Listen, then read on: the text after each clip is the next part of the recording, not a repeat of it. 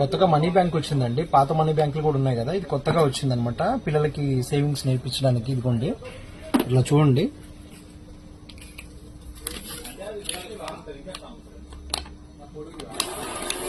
Master, you deposited money. You are awesome. Master, you deposited money. You are awesome.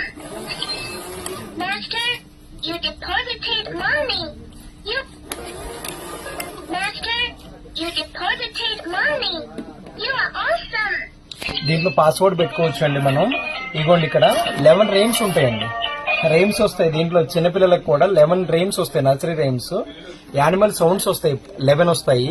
అన్ని చాలా interesting గా ఉంటది అనమాట. పాస్వర్డ్ కూడా చాలా ఈజీ.